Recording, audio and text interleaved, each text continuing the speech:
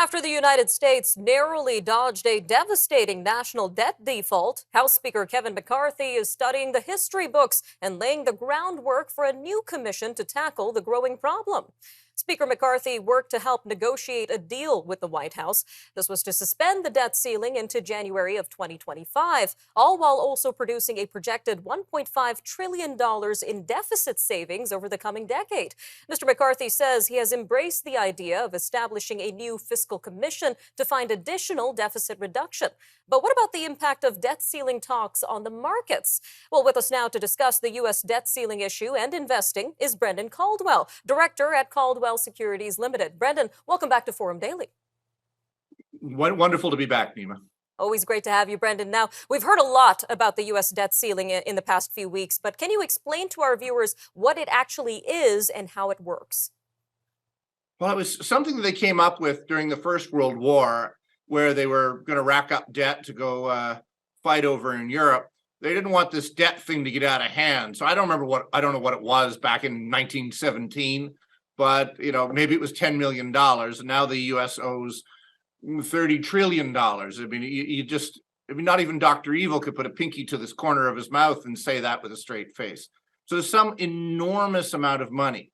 The advantage to it is that this debt ceiling discussion is, although they've raised it something like 70 odd times since 1917, at least the U.S. Congress debates it, thinks about it, and the legislatively elected, democratically elected legislature has a discussion about it, and they invariably vote to raise it or suspend it or do something to allow the U.S. government to keep on borrowing.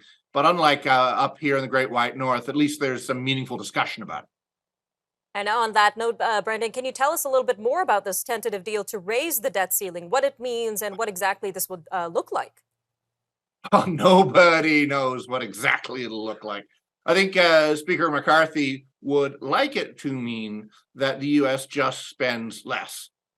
The U.S. has advantages over Canada in that they actually could do a lot more to raise taxes, in theory, but it is a country that literally came into being as a result of a rebellion because they didn't want to pay taxes. So, for example, they don't have a national sales tax. Most other Western countries do have one. They could introduce one.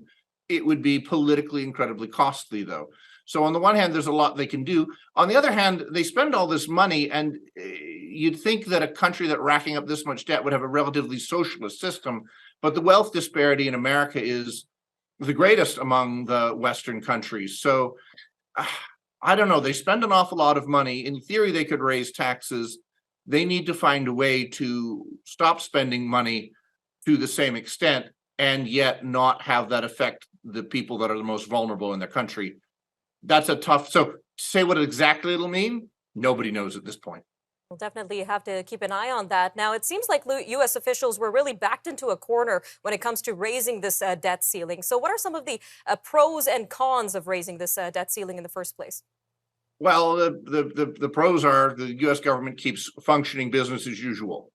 The con is that the U.S. government keeps functioning business as usual. In my working career, it wasn't even that long ago. I mean, it might be 20 years with the blip we had at COVID, time contracts, but they did actually, they keep talking about the U.S. government defaulting on the debt. That's not the first thing that happens. The first thing that happens is they just stop paying people, which isn't the same thing. So the U.S. military, for example, continues to serve, but they just don't get paid until the thing gets sorted out. So there are some, and that did happen in the last X number of years. I can't remember the last date. So the pros and the cons, the pros, the government keeps working, financial markets are relatively relaxed. The con is they're still racking up debt. And it's not just an American problem, it's a Western government problem where we're spending more. And now with interest rates being higher, the problem will literally start compounding on itself. All right, Brendan, a quick 40 seconds left here. But in terms of the broader impact of this, what sort of effect do you see this having on the stock markets and on Canadian investors in particular? Well, there is Canada in specific needs to come to grips with our own debt situation. We should have an easier time of it. In Congress, the U.S. Congress, they need to make both houses agree, and there isn't the same ability to make members of Congress agree on anything. They're each working for their little constituencies or states. In Canada, we should have a much easier time getting some sort of consensus, even in a minority parliament like we have. So I think the important thing for Canada is we don't have the same ability to borrow like the US does. We have to get our own financial house in order sooner rather than later. God bless you, Christia. Good luck.